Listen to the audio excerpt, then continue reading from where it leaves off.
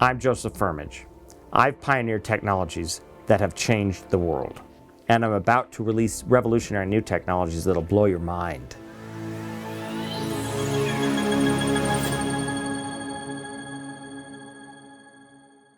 I was always fascinated with the stars.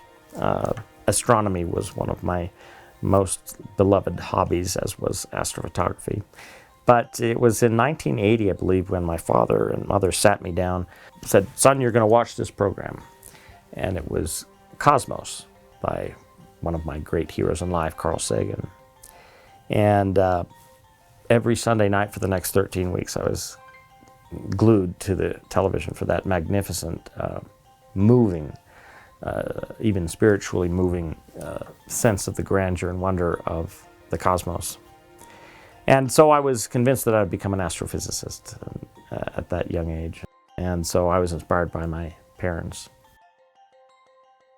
The other inspiration I had was that I was a computer geek from a young age, and figure out how they worked, and I began to program them by about 6th grade. And I never lost that passion. It went on further. I got early entrance with a scholarship to the physics program at the University of Utah, and was marrying my interest in astrophotography and astrophysics with my love of computers. And my first software program was actually a star mapping system. Sirius was formed in 1988. Our first product, a rapid app builder, was my first $1 million license to the Pentagon when I was 21. I started my first company at 18, and I sold it at 23 for $23 million. Stunned, amazed, and humbled that I'd become the youngest vice president in Novell's history. Those times were extremely thrilling, just exciting to not only have a seat at the top table of negotiations, but to genuinely have a material impact on the future of the operating system networks that run the world today. Then from 97 to 98, late 98, we completed another string of maybe 15 major acquisitions for $750 million. And we built US Web CKS then into a real giant. I was personally signing contracts every day with what became over 50% of the Fortune 100, plus innumerable startups and mid-sized companies all over the nation. And it was an incredible experience. We had remarkable foresight. We really did.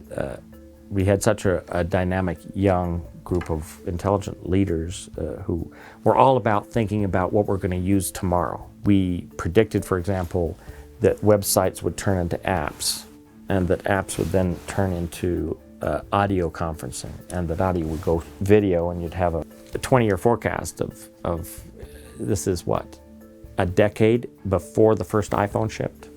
Where are we now? And so we built the infrastructure to allow these things to happen. From 1998 to present, I have been pursuing my two passions in my professional career.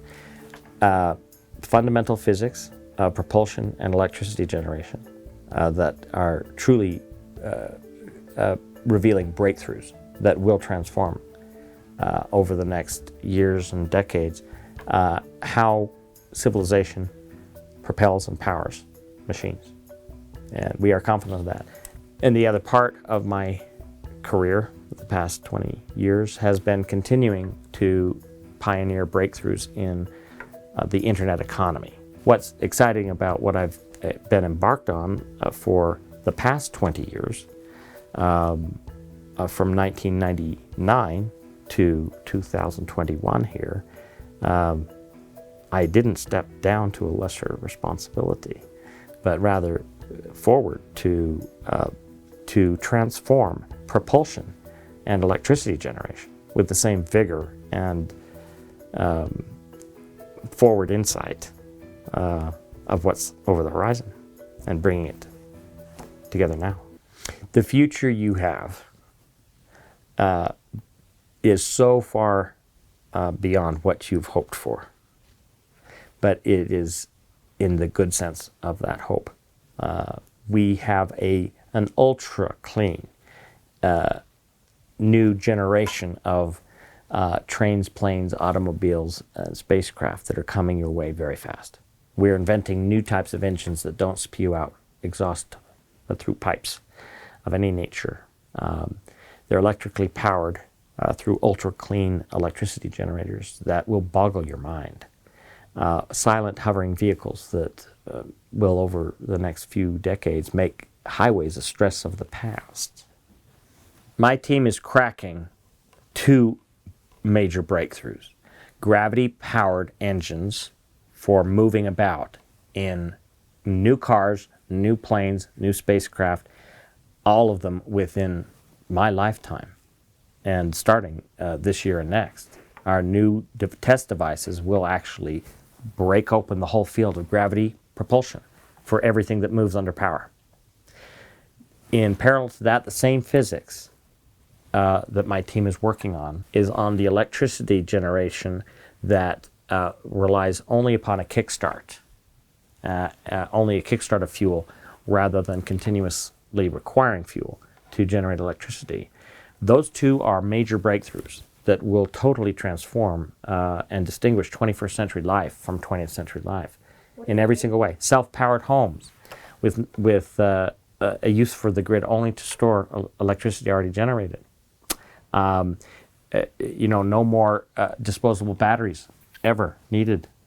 Just self-powering phones.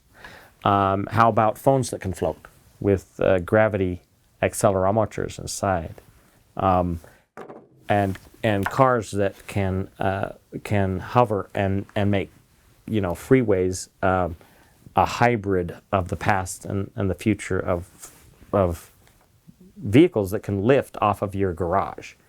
Your garage can have landing lights with these types of vehicles that are in design now. I hope that I am remembered for having made a difference, structural difference, a systematic, hopeful vision that was rugged enough, true enough, in both scientific and spiritual senses, to give a lasting hope for the third millennium. I believe that the third millennium of our sacred world can be so much more than we think today. I mean, imagine if every young girl and boy at 8 years old actually believed that by the time they're 18 or 20, they could be traveling in space. I hope that we can even do better than that in giving every young girl and every young boy born a true vision of who they can be, and helping to pioneer a new colony on another planet, helping to rebuild a new city, an entire new city, rising from our new technologies, that can restore the gardens, the open spaces, the nature that we once had. Those are the kinds of things that I would like the young men and women of the world to grow up to. We have a planet to save here, and I'm not abashed about saying that I'd like to help save this planet. I think I will make a difference in leadership of new sciences coming to light, and also a revitalization of the recognition that that I came to in 1997. So imagine that in 10 years you can lift off from your home in a car that's safe and flies in a gravity field and can hover without having a gargantuan fuel tank, and simply recharges either in flight or when you touch down anywhere. Sounds far-fetched. It does, doesn't it? But ask yourself, really? Is it that far-fetched? Because we're getting so close to every single thing that I've just said, and the only thing that's been missing is, how does gravity work? How does it work? My team is cracking that code right now, and we're further along than anybody else in the world that I know of.